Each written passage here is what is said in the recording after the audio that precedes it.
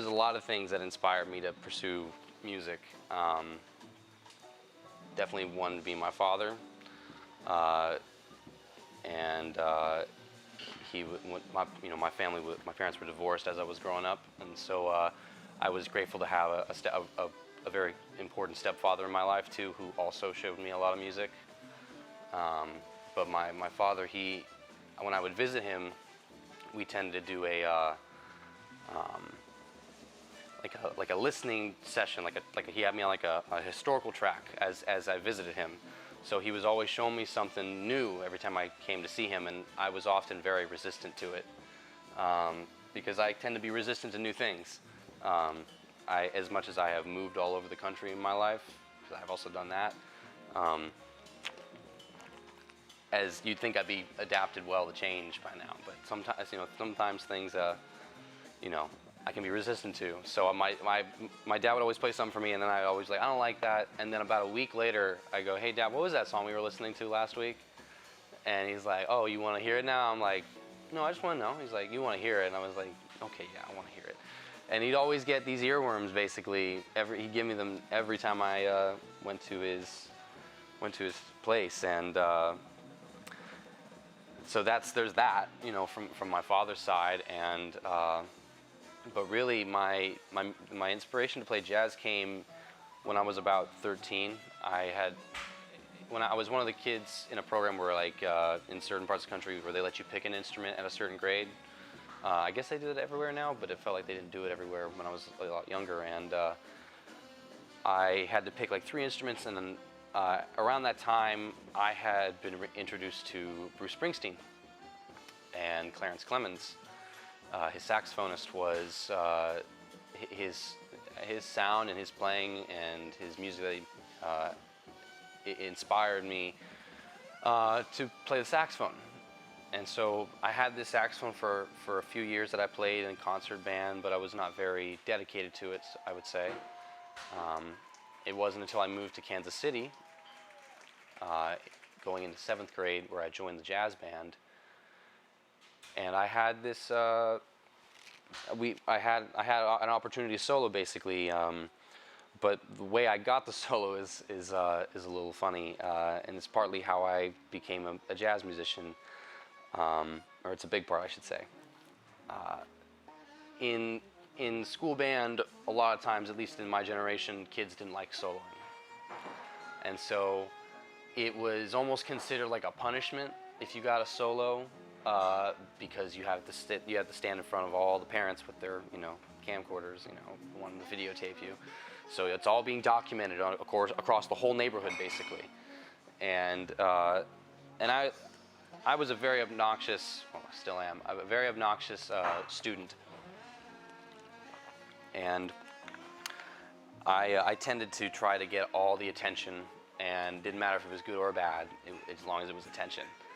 And so I was, being very immature in band, doing dumb stuff, talking, purposefully interrupting my teacher, stuff like that. And one day my teacher had enough, and he said, Morgan, you get the solo. And all the kids were like, ooh, because they were all tired of my obnoxious behavior as well. So they were like, oh, this will shut him down. And I decided in that moment that I wanted to prove everybody wrong, because they were all like, oh, Morgan, you're going to suck. You're not going to, this is going to be great. Morgan's got a solo. And I said to myself, I'm not gonna let them make fun of me. I'm going to prove them all wrong. And so I went home and practiced for the longest I had ever practiced in my life, an hour. And I prepared this solo over the blues scale, and I was, after that hour, I was like, oh, I am so ready. I'll never have to practice again, probably. That's all I had to do. I've mastered or whatever, I was so just ready and felt very confident. And I went into that rehearsal, and it was time to do the solo in the rehearsal, and I played it, and the whole band got quiet. It was like, and it was, and going back now, you listen to it, it sounds, it sounds kind of, it sounds like a 7th grader playing the saxophone. It's not very good, but it was so much more than what, I guess the expectations were of my peers and my band director. And so like they were like, Morgan, like that sounded great. Like what was that? And so the time came to do the concert, and I performed, and I didn't get nervous.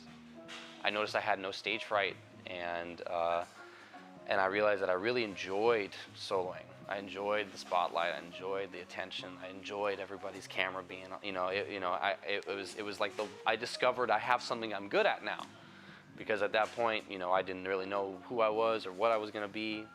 I just liked being a kid, and so after that day, I always rose my hand I volunteered for every song and tried to get a solo on every song we played.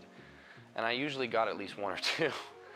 And I did that through middle school, and when I got into high school, I had gotten into like the top jazz band there, like the varsity band, I guess you could call it. And my mom kind of helped me find some teachers that would teach me the saxophone better and all this. And I quickly discovered that I was not prepared to study with the great Dan Thomas, who's a great educator in Kansas City and a dear friend, and still a teacher of mine today. But me learning from him was cut short, because I really wasn't necessarily ready, and so I kind of found myself searching for a while again, trying to figure that out. And it wasn't until I met Chris Burnett, who's like my grandfather now, like my mentor in music and life and everything, all the above. He took a lot of interest in me when I took a lot of interest in wanting to study with him. And during this year that I was trying to, because I wanted to play music, but I just was really struggling with trying to understand it.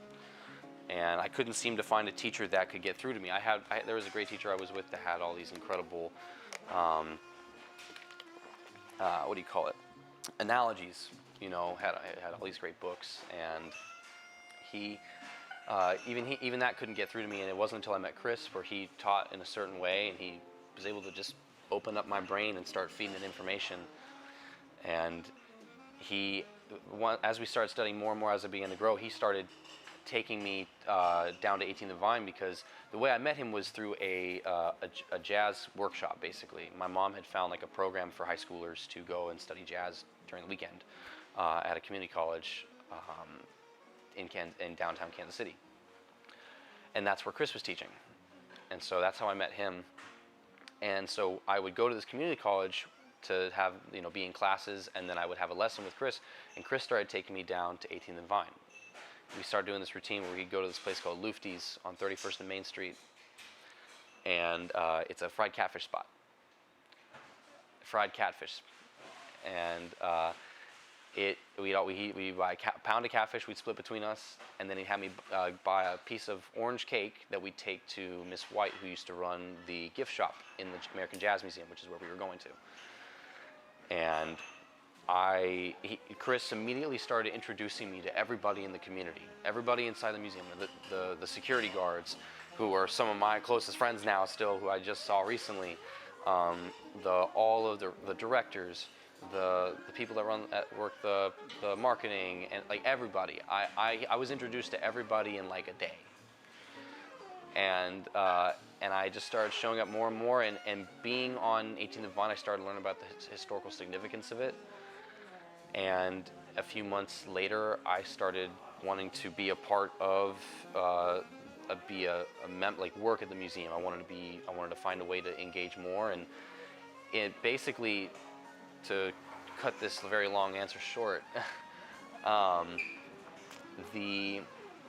it was basically me being introduced to this community, starting to understand the historical significance of it, but also as I had traveled around the country, moving to place, because my mother was an executive in the agriculture business for many years, and so she went to different jobs for more money, and I never found a way to ground myself. I never found a time to put my roots down because every couple of years we were moving.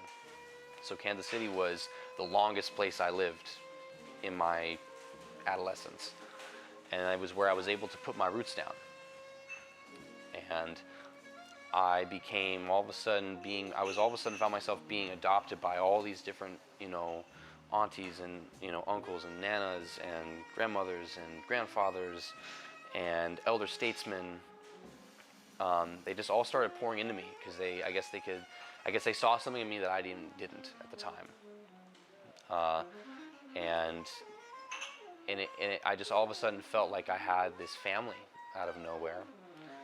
And I was no longer feeling like I was this wandering, kid trying to figure out who he was. I was starting to be they had planted a seed, essentially. I was the seed that they had planted. And I just started to grow. And it just became this love, this need. I needed to practice, I needed to go out and play. I needed to go to jam sessions. I needed to start. I wanted nothing more than this. And it came from love of a whole community, a whole village of people, and times I was like, I'm just this white boy from, kind of from out of town that's trying to put his roots down now and grow up, and I was just adopted into this wonderful family, this culture, and of course, being the best saxophonist and being, the student of soon after I started working at the Jazz Museum, I started studying with the great Bobby Watson, who has become an equally critical mentor in my life as all the ones I've just mentioned already. And I, of course, wanted to practice for him and become better and get his approval, but I also just loved this music, and it just blossomed for me in a way that I'm really grateful for, because I feel like I don't feel like I've not seen a lot of musicians my age, at least in Kansas City, have opportunities to be around, these great musicians, and then to get an opportunity to go abroad, go elsewhere, and continue pursuing it. And I'm very, very grateful to be able to be in that position, and I'm hoping that I'm very hopeful because of what's happening now in Kansas City with a lot more youth programs, that more kids can start getting out more and evolve and come back and engage, and it's because I discovered Kansas City is where my roots are, and I'm out here trying to grow some leaves to come back and plant new seeds, so very long answer, but it's that's what inspired me. There's so many factors. I could talk for an hour straight on just that question.